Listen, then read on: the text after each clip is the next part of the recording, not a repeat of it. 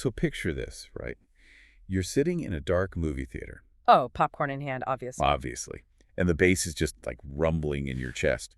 On the screen, you've got this chiseled hero in a cape swooping down from the sky. Doing the classic superhero landing. Right. They land perfectly on the pavement, and with one sweeping, decisive action, they neutralize the villain. They save the city and, restore total peace to the world. And then the credits roll. Exactly. You walk out feeling great because it's a clean binary equation, like good defeated evil. Simple. But the second you blink in the sunlight and look at the actual world we live in... Yeah, that clean superhero logic completely falls apart. Yeah. I mean, the real world doesn't have a singular villain to punch. No, it definitely doesn't. And it definitely doesn't have flawless saviors swooping in to fix everything before dinner. Which is why today we're going on a deep dive to dismantle the illusion of the savior. It's such a necessary shift in perspective, really. It is. We're going to look at the gritty, unglamorous reality of the people actually holding society together. Because we're so hardwired to love that cinematic narrative, right? It offers a clean resolution to a really messy reality.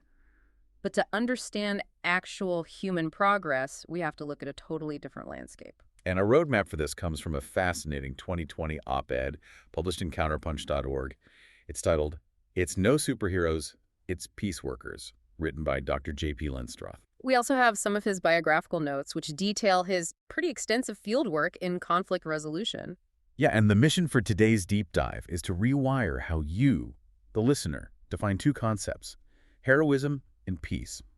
We're going to examine global history, from the Mongol conquests to modern wars. And then apply those lessons directly to the people you see every day, like your local public school teachers and neighborhood ER nurses. So to do that, we first have to address the baseline expectation almost all of us grew up with. Right. The source points out that our childhoods are just saturated with these narratives of perfection. Dr. Linstroth talks about growing up with DC Comics right there on the convenience store stands. Oh, yeah.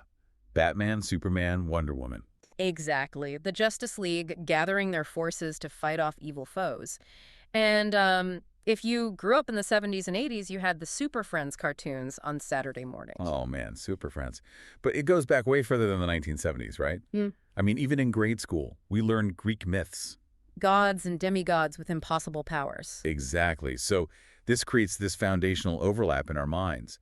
We blend the fictional heroes with the mythological ones. Which sets a subconscious expectation for what a leader is supposed to look like. We expect our real-world figures to have that same untouchable perfection.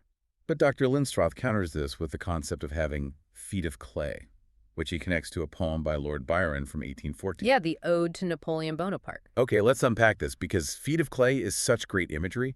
Byron is writing about these grand historical figures with fonts of brass and feet of clay. Right. So he's pointing out that the heavy, impressive brass statue of a person's public legacy is completely dependent on this brittle, fragile foundation. The higher you build the monument, the more likely the human flaws at the bottom are going to crack under the pressure. Which we see even in modern pop culture, right? Yeah. Like Iron Man.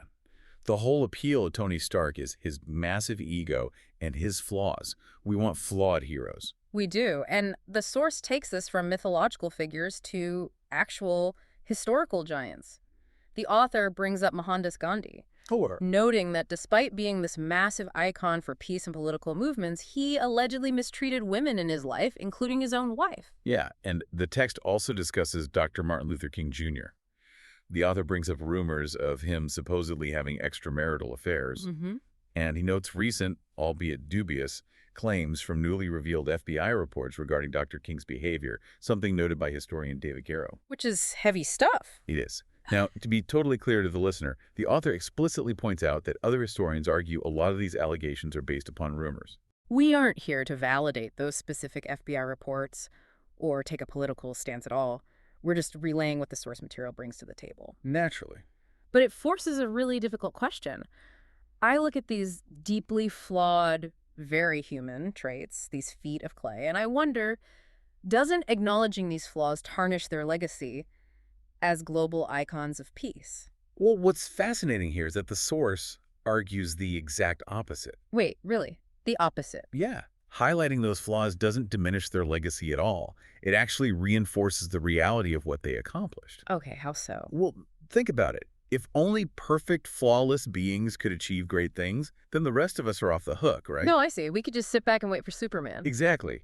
But Yeah. the historic, peaceful actions of Gandhi and Dr. King, their legacies in mediation and nonviolent movements, those are undeniable realities. Yeah. They proved you do not need to be a deity to leave an indelible impression on the world. They were just flawed humans who chose to do the work anyway. Man, that brings the capacity for world-changing action down from Mount Olympus and puts it squarely in the hands of everyday humanity. It really does. But if historical giants are just flawed humans who made a choice to do something great, who carries that torch today?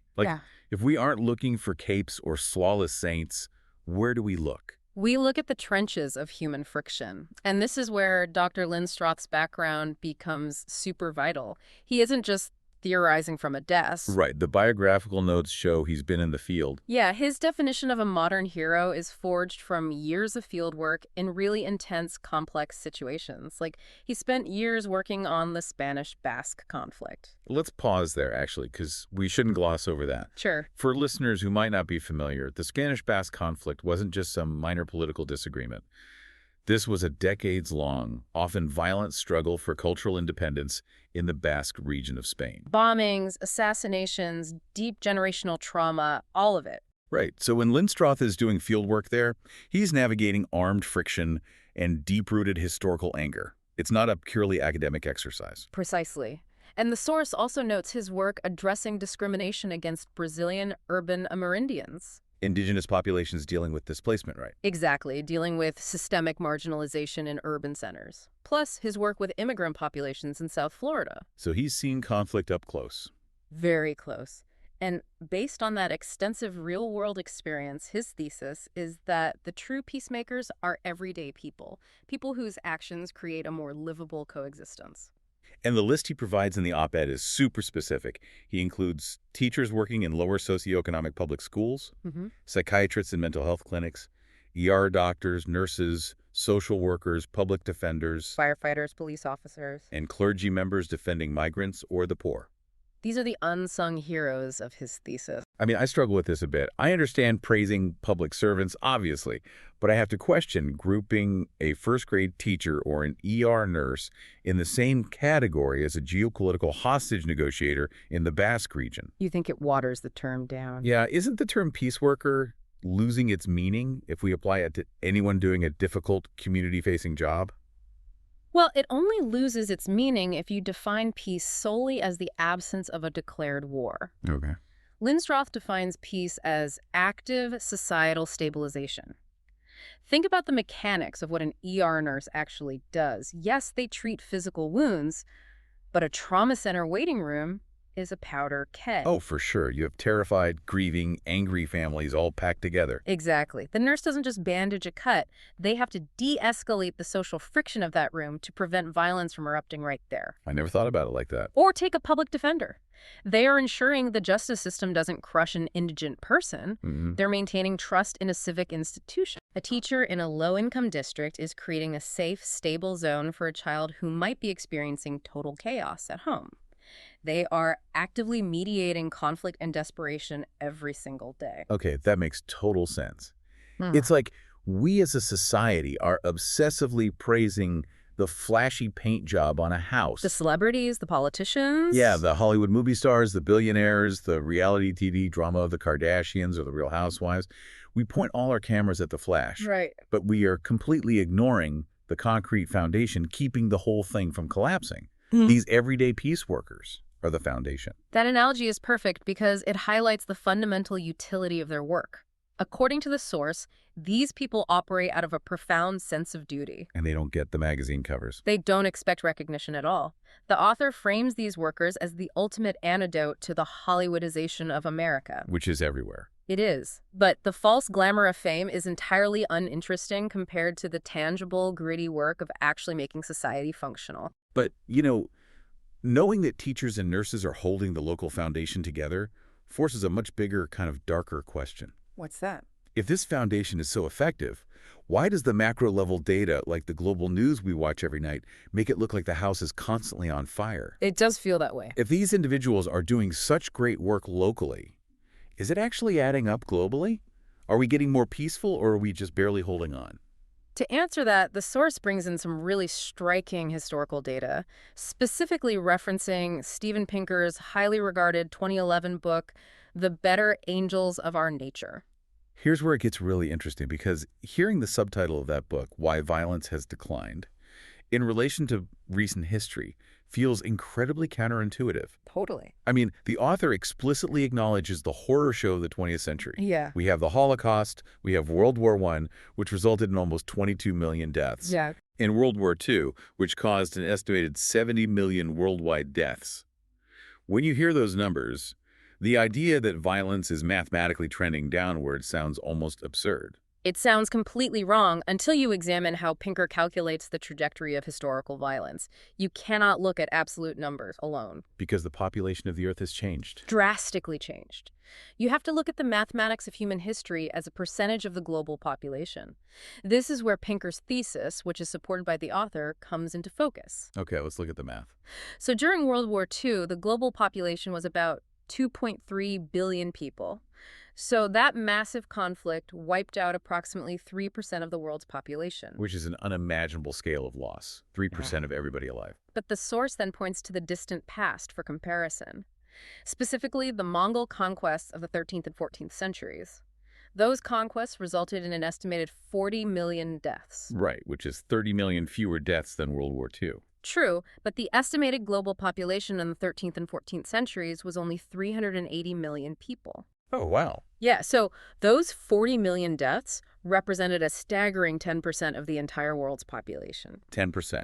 1 in 10 human beings alive on the planet at that time wiped out in one era of conflict. Compared to 3% in World War II. So mathematically, the per capita rate of human beings dying by violent conflict is significantly lower now than it was centuries ago. Yes. The overarching trajectory of human violence is absolutely decreasing. The source also brings up historian John Lewis Gaddis, who coined the term the long peace. Right, to describe the post-World War II era. Exactly. Gaddis notes that since 1945, the major economic world powers have not directly fought each other. The economic parameters of the modern world, like global trade, interdependence, and nuclear deterrence, have made direct total war between superpowers just too costly. I have to push back on Gaddis's term, though, and the author actually provides the caveat for this in the piece. Yeah, he does. Because calling the last 80 years the long peace feels like a huge luxury of geography. Like, if the major powers aren't fighting each other, they are certainly fighting proxy wars. Oh, without a doubt. The author points out that major world powers, specifically naming the United States, have invaded smaller countries and caused immense damage. The source lists conflicts in Vietnam, El Salvador, Nicaragua, Iraq, and Afghanistan. And again, just to be clear, we are reporting the facts of the source text impartially here. Right, just looking at the text. But it highlights a massive contradiction in this idea. How can we claim a long peace when those invasions happened? Well, if we connect this to the bigger picture, you've hit on the exact paradox the author wrestles with. The per capita math proves violence is decreasing overall. Right. But the label of peace is significantly overstated if you are living in a smaller nation that has experienced an invasion by a superpower. The absence of a world war does not equal global tranquility. Definitely not. The long peace is a structural reality for the major powers, but it is a very messy, imperfect reality on the ground. Which brings us right back to our public school teachers and PR nurses. If macro-level peace is this imperfect top-down geopolitical stalemate, then the day-to-day work of those unsung heroes becomes astronomically more important. Governments might prevent World War III through economic deterrence, but governments don't create community peace. They really don't. The downward trend in violence is actually being manifested locally by those everyday people. The social workers, the mediators, the clergy working with migrants. Yeah. They are doing the granular work of turning a tense coexistence into actual peace. So what does this all mean for the person listening right now? Right. Like, you, the listener, might not be a trauma doctor. You might not be a public defender. If the real heroes are these specific public servants, how does the individual fit into this global equation? Or just spectators, right? Yeah, are we just watching the foundation hold the house up? Not at all. The author expands the definition of the peace project to be completely universal. He points out that all major world religions, Hinduism, Buddhism, Judaism, Christianity, and Islam, they all fundamentally promote charity, peace, and betterment. Right, the golden rule stuff. Exactly. You don't need a specialty degree in conflict resolution to participate in that. It is a shared human endeavor. The source punctuates this beautifully, too. The author brings in a quote from Arundhati Roy's 1997 novel, The God of Small Things. Oh, I love this quote. The quote is, "And the air was full of thoughts and things to say. But at times like these, only the small things are ever said. Big things lurk unsaid inside." It perfectly synthesizes the mechanics of the author's argument, because we are often so paralyzed by the big things. Yeah. We think about world peace, we think about ending global hunger or stopping massive geopolitical conflicts. Those are the big things lurking inside, and they are so structurally vast, they feel completely impossible for one person to tackle. But what Roy's quote and Linstroth's thesis suggest is that the everyday actions, the small things, are the actual mechanism for the big things. Yes. The simple act of de-escalating a tense conversation or helping someone in your immediate community isn't a distraction from the peace project. It is the peace project in action. Exactly. The small things aggregate. When millions of people engage in the small things, it actually shifts that per capita data over centuries. Wow. Let's trace the logic of what we've unpacked today, because it fundamentally changes how we should view our daily interactions. We started by peeling back the cinematic illusion of the flawless savior. Right, checking our superhero bias at the door. We looked at Lord Byron's Feet of Clay and realized that historical giants of mediation were deeply flawed humans. But their imperfections didn't ruin their legacy. They proved that ordinary, flawed people are capable of extraordinary progress. Which led us to Dr. Linstroth's fieldwork, and that realization that the true architects of society aren't celebrities. Not the flashy paint job. Right. They are the everyday public servants, the teachers, the nurses, the defenders, acting as the foundation of our communities, absorbing friction and preventing societal meltdown. And then we examined the counterintuitive math of Steven Pinker, realizing that despite the devastating proxy wars and invasions that challenged the idea of a long peace, the global per capita rate of violence is actually trending downward. And finally, we arrived at the individual. The realization that the grand concept of peace isn't locked behind a specific profession. It's built through the daily, granular choices to engage in the small things. Which brings us directly to you, the listener. You don't need a cape. Yeah. You don't need a flawless moral record. And you don't need a Nobel Prize. Society advances technologically with new software and space programs, but society only advances socially through the everyday choices you make to stabilize the environment around you. Very true. But I want to leave you with a final provocative thought to mull over, one that builds on this source material but forces us to look at the immediate future. Okay, what is it? Well, Dr. Linstroth defines these everyday peace workers by very physical, face-to-face roles. A teacher in a classroom, a nurse in a hospital ward, a social worker knocking on a door. They rely on physical presence to de-escalate friction. Right, they're physically in the room. But we are living in a world that is increasingly digital, remote, and isolated. Our public squares are now algorithmic feeds designed to prioritize outrage and friction, basically, because that's what keeps us scrolling. Yeah, the digital friction is by design. Exactly. So what does an everyday peace worker look like on the internet? When you are behind a screen, totally anonymous, engaging with a stranger on a comment thread, can the simple act of how you choose to communicate be considered a vital act of global peace building? Wow. Or are we actively migrating our lives into digital spaces that make everyday peacemaking impossible? It's a critical question. If the foundation of a peaceful society is built on the small things we say and do, we have to seriously examine what kind of foundation we are pouring online. We really do. So the next time you find yourself waiting for a flawless savior to swoop down from the sky and fix the world, or you find yourself typing out a furious reply to a stranger online, remember that the real heroes never wear capes.